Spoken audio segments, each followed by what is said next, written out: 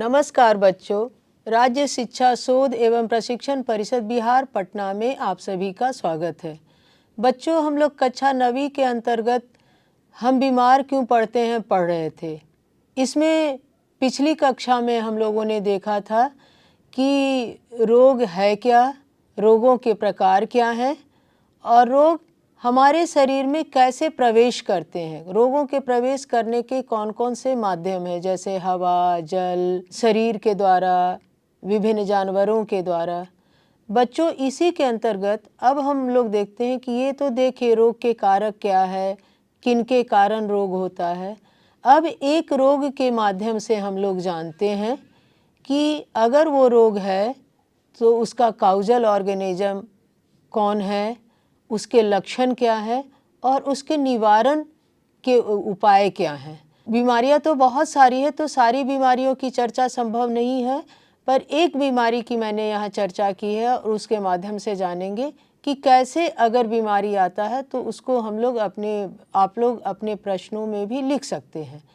यहाँ एक बीमारी की चर्चा है, वो है एड्स। बच्चों, एड्स का हम लोगों को फुल फॉर्म जानना चाहिए। अक्सर 1 मार्क्स के क्वेश्चन में ये आते भी हैं, तो एड्स को ज़्यादा जानने से पहले इसके फुल फॉर्म को जानते हैं। एड्स पता है इसका फुल फॉर्म क्या है?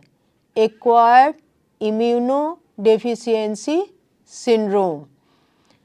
बच्चों, एड्स में होता क्या है?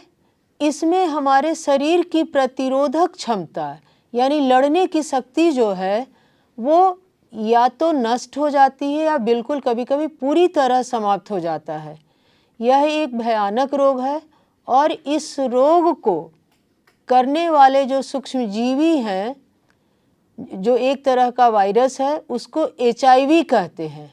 अब HIV का भी फुल फॉर्म आपको जानना चाहिए, ह्यूमन इम्यूनो डेफिशिएंसी वायरस है। तो बच्चों, एड्स का फुल फॉर्म एक बार फिर से आप लोग बता सकते हैं? हाँ, सही बताया आपने, एक्वायर्ड इम्यूनो डेफिशिएंसी सिंड्रोम। और यह किस वायरस के कारण होता है, किस सूक्ष्मजीवी के कारण? HIV के कारण।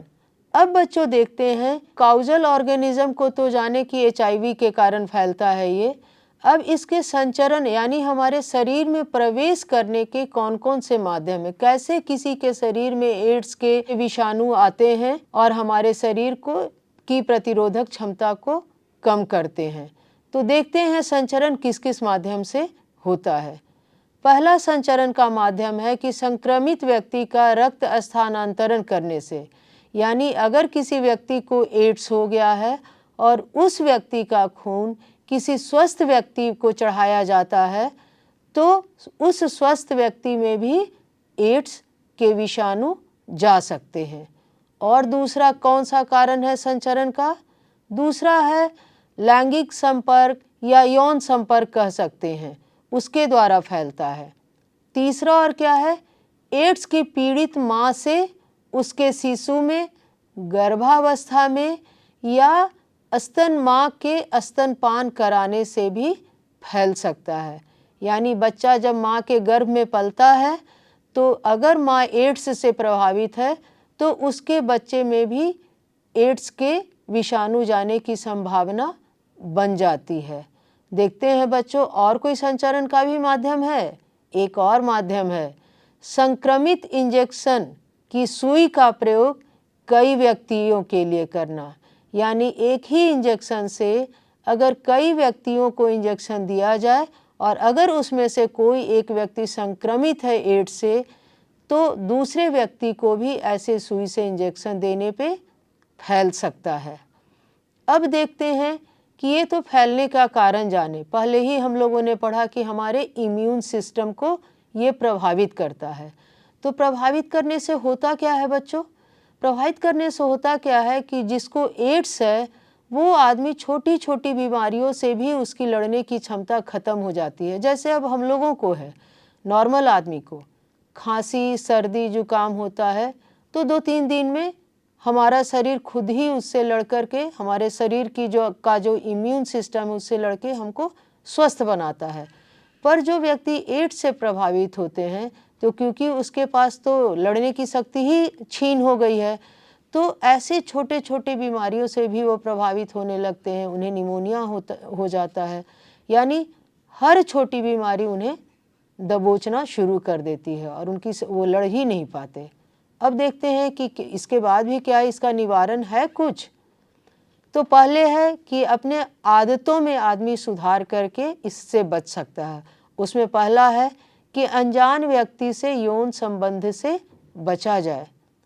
दूसरा है संक्रमित रक्त कभी न चढ़ाएं, यानी जब भी रक्त चढ़ाने की किसी भी अस्वस्थ व्यक्ति को बारी आए तो जिस व्यक्ति से रक्त लिया जा रहा है उसके रक्त की पूर्णतः जांच हो, तभी दूसरे व्यक्ति को रक्त चढ़ाया जाए, ताकि किसी को भी इस तरह से एड्स ना फैले। दाढ़ी बनाने के लिए नया ब्लेड इस्तेमाल करें।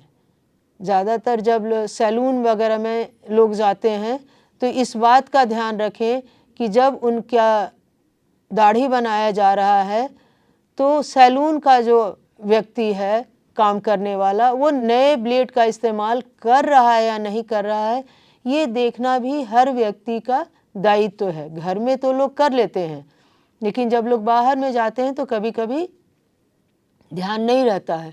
तो बहुत ज़रूरी है सुई इंजेक्शन लेते समय ध्यान रखना, और सैलून में जा रहे हैं तो दाढ़ी वगैरह अगर बनवा रहे हैं तो इस बात का देखना, ताकि नए ब्लेड का इस्तेमाल किया जाए। तो ये छोटे छोटे निवारण करके हम एड्स से बच सकते हैं। बच्चों, अब कुछ वैक्सीन और कुछ दवाइयाँ भी आ गई हैं जिसके कारण एड्स को ख़त्म तो नहीं किया जा सकता है, पर उसको कंट्रोल करने की दवाइयाँ उपलब्ध हो गई हैं बाज़ार में, जिसके कारण एड्स को कुछ हद तक नियंत्रित किया जा सकता है। बच्चों, एक बीमारी से हम लोगों ने जाना कि उसके काउजल ऑर्गेनिज्म क्या है पहला। दूसरा क्या जाना कि लक्षण भी हो सकता है या फिर उसका संचरण कैसे हमारे शरीर में होता है। तीसरा है उसके निवारण, यानी कैसे उससे निपटा जाए, कैसे उससे ख़त्म किया जाए उस बीमारी से। तो बच्चों, ऐसे ही कई अन्य बीमारियों का, जैसे मलेरिया है, टाइफाइड है, पोलियो है, ऐसी ही अन्य बीमारियों के भी काउजल ऑर्गेनिज्म, उसके सिम्टम, उसके निवारण को आप पढ़ सकते हैं और अपने नोटबुक में तैयार कर सकते हैं। बच्चों, ये तो एक बीमारी के लिए जाना। अब बीमारी से निपटने के लिए हम लोग 2 तरीके अपनाते हैं, जिसके बारे में अब हम लोग आगे पढ़ेंगे। अंग विशिष्ट तथा उत्तक विशिष्ट अभिव्यक्ति, यानी अंग के विशिष्ट, किस अंग को प्रभावित कर रहा है उसके अनुसार, या कौन से उत्तक हमारे शरीर के प्रभावित हो रहे हैं उसके अनुसार। बच्चों, हम लोग पहले भी पढ़े हैं कि रोगाणु हमारे शरीर में कई माध्यम से प्रवेश करते हैं, और जिस माध्यम से प्रवेश करते हैं उसी विशेष अंग को वो प्रभावित करते हैं। आगे के स्लाइड में हम लोग ये बात को देखेंगे। जैसे यदि रोगाणु वायु के द्वारा नाक में प्रवेश करते हैं तो संक्रमण कहाँ होगा? जब हम सांस ले रहे हैं और नाक के द्वारा जा रहा है तो संक्रमण फेफड़ों में होगा, जैसे कि क्षय रोग, टीबी में। तो जब सांस के द्वारा होगा तो सर्दी, खांसी, बुखार या टीबी जैसी बीमारियां हो सकती हैं। जब खाने के माध्यम से, जल के माध्यम से या भोजन के माध्यम से होगा, दूसरा पॉइंट हम लोग देखते हैं। यदि रोगाणु मुंह से प्रवेश कर रहे हैं तो मुंह से क्या लेते हैं हम? पानी लेते हैं या भोजन लेते हैं। तो कौन सा भाग प्रभावित होगा शरीर का? आहार नाल हमारा प्रभावित होगा। और इससे क्या है कि आहार नाल से में जब हमारा प्रभावित होगा तो हेपेटाइटिस के रोगाणु हमारे शरीर को प्रभावित कर सकते हैं। और उसमें भी आहार नाल के किस भाग को ज़्यादा प्रभावित करता है हेपेटाइटिस? लीवर को, जिसको कि हिंदी में यकृत भी कहते हैं। तो यकृत को संक्रमित करेगा। कोई और भी माध्यम है प्रवेश करने से अन्य अंग को प्रभावित करेगा, वो भी देखते हैं। जैसे वायरस भी हमारे माउथ से भी जाता है और जनन अंगों से भी प्रवेश करता है। अभी जैसे हम लोगों ने एड्स में देखा, तो यह पूरे शरीर की लसिका ग्रंथियों में फैल जाता है और शरीर की प्रतिरक्षी संस्थान को हानि पहुंचाता है। बच्चों, आप लोग लसिका ग्रंथि के बारे में पूर्व में ही उत्तक चैप्टर में आप लोगों ने लसिका ग्रंथि और ब्लड के बारे में विस्तृत जानकारी ली है। तो विषाणु हमारे शरीर में प्रवेश करके हमारी लसिका ग्रंथि को प्रभावित करता है, हमारी प्रतिरक्षी क्षमता को कमज़ोर करता है। तो यहाँ उत्तक विशिष्ट, अंग विशिष्ट को कैसे देखें कि हम लोग अलग अलग रास्ते से विषाणु या जीवाणु हमारे शरीर में आते हैं और अलग अलग अंगों को प्रभावित करते हैं। बच्चों अब आगे देखते हैं। इसी तरह मलेरिया का जीवाणु बच्चों एक और है, त्वचा के द्वारा प्रवेश करता है। हम लोगों को पता है कि मलेरिया कैसे होता है, किसके काटने से होता है, मच्छर के काटने से होता है। और मच्छर हमारे शरीर में त्वचा पे ही वार करता है, तो रक्त की लाल रुधिर कोशिकाओं को यह जाकर के नष्ट करता है। और इसी प्रकार एक बीमारी है जापानी मस्तिष्क ज्वर का विषाणु मच्छर के काटने से त्वचा के द्वारा प्रवेश करता है और मस्तिष्क को संक्रमित करता है, क्योंकि ये नाम ही है जापानी मस्तिष्क ज्वर। तो ये मस्तिष्क को प्रभावित करता है और ब्रेन को संक्रमित करता है। तो जहाँ मलेरिया हमारे त्वचा के द्वारा रेड ब्लड सेल्स को प्रभावित करता है, वहीं जापानी मस्तिष्क ज्वर हमारे ब्रेन को प्रभावित करता है, हमारे मस्तिष्क को संक्रमित करता है। तो बच्चों आप लोगों ने यहाँ देखा कि अलग अलग माध्यम से हमारे शरीर में ये जीवाणु या विषाणु आते हैं और शरीर के अलग अलग भाग को प्रभावित करते हैं। अब देखते हैं कि अलग अलग भाग से ये जीवाणु या विषाणु हमारे शरीर में बच्चों प्रवेश करते हैं, तो इनसे निपटा कैसे जाए, यानी इसका निवारण कैसे हो। तो निवारण के और उपचार के नियम देखते हैं। रोगों के उपचार के दो प्रकार हैं। पहला क्या है, रोग के लक्षणों को कम करने के लिए उपचार। सबसे पहले बच्चों जैसे आपको बुखार होता है तो आप क्या करते हैं, कोई ऐसी दवा लेते हैं कि तत्काल मेरा बुखार उतर जाए। अगर सर दर्द हो रहा है तो सर दर्द की गोली लेते हैं, कि सर दर्द या पेट दर्द होता है तो सर दर्द या पेट दर्द की गोली लेते हैं कि इससे आराम मिले, यानी तत्काल पहले जो सिम्टम नज़र आ रहे हैं उससे आराम कैसे मिले उस पे उपचार होता है। तो पहला पॉइंट यही है कि रोगों के लक्षण का उपचार किया जाता है। और दूसरा पॉइंट क्या है, रोगाणु को मारने के लिए उपचार, यानी अब जिसके कारण ये लक्षण दिखाई पड़ रहे हैं कि ये लक्षण अब दिखाई ही ना पड़े, तो उस रोगाणु को कैसे शरीर में जो प्रवेश कर गया है ख़त्म किया जाए, उस पे काम किया जाता है। तो चलते हैं पहले पॉइंट को देखते हैं कि रोग के लक्षण को कम करने के लिए क्या उपचार करते हैं। तो रोगाणु को मारने के लिए उपचार, रोग के लक्षणों को कम करने के लिए उपचार। सबसे पहले रोग के लक्षणों को कम करने के लिए उपचार होता है। तो रोग को मारने के लिए, लक्षणों को कम करने के लिए क्या किया जाता है, पहले दवाई से रोग के लक्षण दूर और कम करने के लिए दी जाती है। जैसे बुखार है, अभी बोले थे, सर दर्द है तो सर दर्द की दवा दी जाती है, पेट दर्द है तो पेट दर्द की दवा दी जाती है। तो इस तरह से उसके लक्षणों को कम या ख़त्म करने का प्रयास किया जाता है। इसको कम करने के बाद तब दूसरे चीज़ों पे फिर कार्य किया जाता है बच्चों। अब आता है रोगाणु को मारने के लिए उपचार, यानी जो इसके कारण रोग हो रहा है, वो बैक्टीरिया है कि प्रोटोजोआ है, वो कैसे ख़त्म हो जो इसके कारण ये लक्षण आ रहे हैं, उस पे कार्य किया जाता है। तो रोगाणु को मारने के लिए एंटीबायोटिक दिया जाता है। बच्चों एंटीबायोटिक एक तरह की दवा है जिससे रोगाणु ख़त्म होते हैं, और इसके बारे में थोड़ी देर में ही हम लोग जानेंगे कि एंटीबायोटिक है क्या। दूसरा है कि एंटीबायोटिक या मलेरिया परजीवी जैसे है कि मारने के लिए सिनकोना वृक्ष के छाल से प्राप्त कुनैन का प्रयोग किया जाता है। जैसे मलेरिया परजीवी एक तरह का प्रोटोजोआ है, तो उसको मारने के लिए कुनैन की गोली का इस्तेमाल होता है जो काफ़ी कड़वा होता है। तो एंटीबायोटिक के द्वारा, कुनैन की गोली के द्वारा रोगाणुओं को ख़त्म किया जाता है। अब बच्चों सवाल उठता है कि ये एंटीबायोटिक है क्या और ये कैसे कार्य करता है, इसको हम लोग आगे के स्लाइड में देखेंगे। अब देखिए एंटीबायोटिक्स है, तो एंटीबायोटिक वे रासायनिक पदार्थ है जो सूक्ष्म जीव, जीवाणु, कवक एवं मोल्ड के द्वारा उत्पन्न किए जाते हैं और जो जीवाणु की वृद्धि को रोकते हैं या उन्हें मार देते हैं। जैसे एक दो एग्जाम्पल दिया हुआ है, पेनिसिलिन, टेट्रासाइक्लिन। ये एंटीबायोटिक रासायनिक पदार्थ हैं जो सूक्ष्म जीव, जीवाणु, कवक या मोल्ड के द्वारा तैयार किए जाते हैं। ये रसायन उन जीवाणुओं पे कार्य करते हैं। अब ये एंटीबायोटिक कार्य कैसे करते हैं वो अगले स्लाइड में हम लोग देखेंगे बच्चों।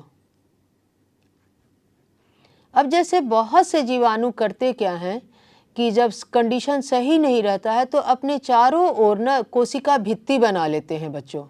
और एंटीबायोटिक क्या करता है कि इसी कोशिका भित्ति बनने की जो प्रक्रिया है उसी को रोक देता है। अब उसके चारों तरफ न कोशिका भित्ति नहीं रहने के कारण क्या है कि जीवाणु मर जाते हैं। और बच्चों जानते हैं क्योंकि मनुष्य में की कोशिकाएं जो है वो एनिमल सेल है, और एनिमल सेल में आप लोगों ने बायोलॉजी में पढ़े हैं कोशिका के अंतर्गत कि एनिमल सेल में क्या होता है, कोशिका भित्ति होती ही नहीं है। तो ये एंटीबायोटिक मनुष्यों की कोशिकाओं को प्रभावित नहीं करते हैं क्योंकि कोशिका भित्ति होती ही नहीं है, कोशिका भित्ति बनने की प्रक्रिया ही नहीं होती है मनुष्यों में।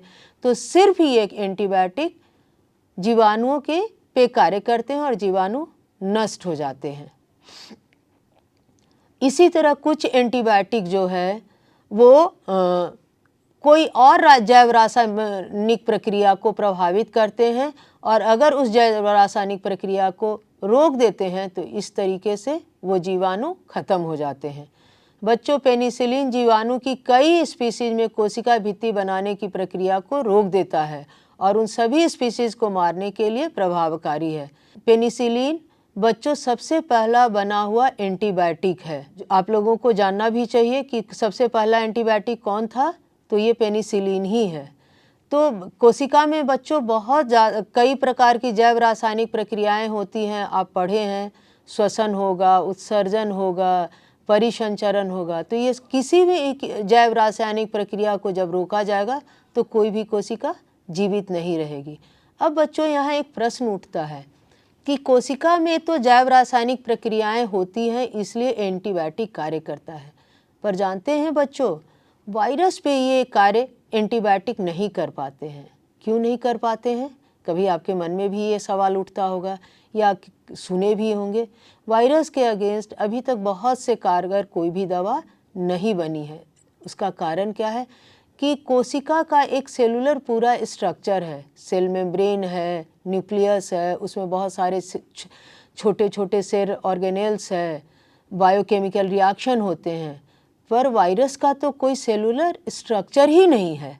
वायरस का स्ट्रक्चर आप लोग क्या पढ़े हैं कि उसका आउटर में जो पार्ट है वो प्रोटीन का बना होता है और अंदर में सिर्फ डीएनए आरएनए उसका जेनेटिक मटेरियल होता है, बाकी न उसमें साइटोप्लाज्म होता है न सेल ऑर्गेनेल होता है। तो आप लोग का सवाल होगा तो वायरस जीवित कैसे रहता है?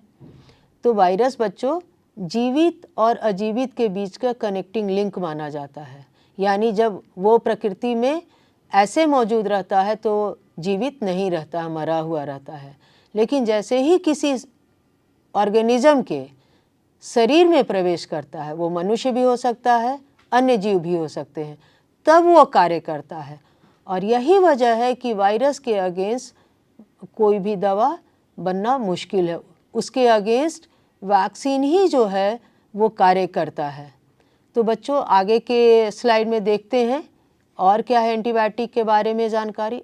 बच्चों निवारण के सिद्धांत हैं, यानी कैसे निवारण होगा वो कुछ सिद्धांतों पे कार्य करता है। तो पहला है सामान्य विधियाँ और दूसरा है रोग विशिष्ट विधियाँ। देखते हैं पहले सामान्य विधियों को। सामान्य विधियों में पहला है रोगों का निवारण करने की सामान्य विधि रोगी से दूर करना है। यानी सामान्य विधि है कि अगर कोई संक्रमित व्यक्ति है तो उस संक्रमित व्यक्ति के पास न जाएं, उनसे दूरी थोड़ी बना के रखें ताकि हम नहीं प्रभावित हो। जैसे अब किसी को सर्दी खांसी है, उसके सामने आप बैठेंगे तो वो स्नीजिंग करेगा, छींकेगा, तो उससे आप प्रभावित होइएगा, आपको भी बीमारी हो सकती है। तो पहला पॉइंट है सामान्य में कि उससे थोड़ी दूरी बना के रखा जाए। दूसरा पॉइंट देखते हैं वायु से फैलने वाले संक्रमण या रोगों से बचने के लिए हमें भीड़ वाले स्थानों पे नहीं जाना चाहिए। बच्चों, ये तो अभी हम लोग तुरंत 2020 और 21 में ही देखे हैं, जब पूरा विश्व कोरोना से प्रभावित था। क्योंकि ये कोरोना के वायरस कैसे फैल रहे थे? वायु के द्वारा। तो इसीलिए लॉकडाउन लगा था, और ताकि भीड़ भाड़ वाले जगहों से हम लोग बचें और कोरोना से बच सकें।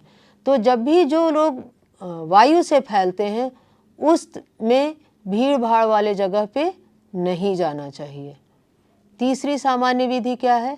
पानी से फैलने वाले रोगों से बचने के लिए पीने से पहले पानी को उबालना चाहिए, यानी स्वच्छ पानी, जिसकी शुरू में ही हम लोग बात किए हैं कि पानी से फैलने वाले रोगों में स्वच्छ पानी जरूर पीना चाहिए। बरसात के दिनों में अगर बीमार लगातार पड़ रहे हैं तो उस परिस्थिति में पानी को उबाल करके आदमी ठंडा करके ले सकता है। उबालने से होता क्या है बच्चों, क्यों उबालते हैं? तो उबालने से होता है क्या कि उसमें अगर सूक्ष्मजीवी, रोग के सूक्ष्मजीवी मौजूद हैं उसमें, तो वो ख़त्म हो जाएंगे और हम सुरक्षित रहेंगे। अगले पॉइंट को देखते हैं बच्चों।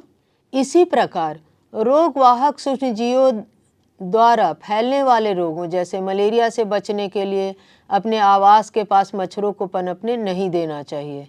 अब जितने भी रोगों के वाहक हैं, अब अपने आसपास जैसे अगर कुत्ते हैं जिससे कि रेबीज फैलता है, तो हम लोग ऐसे स्ट्रीट डॉग को या तो वहाँ रहें तो उन लोगों को एंटी रेबीज डोज दे देना चाहिए। कुत्तों को भी, जो स्ट्रीट डॉग हैं, सबको देना चाहिए, ऐसे टीके लगवा देना चाहिए, ताकि जब वो काटे किसी को तो रेबीज जैसी बीमारी ना हो। दूसरा है कि बहुत सारे रोग मच्छर से पनपते हैं, जैसे मलेरिया, चिकनगुनिया, डेंगू।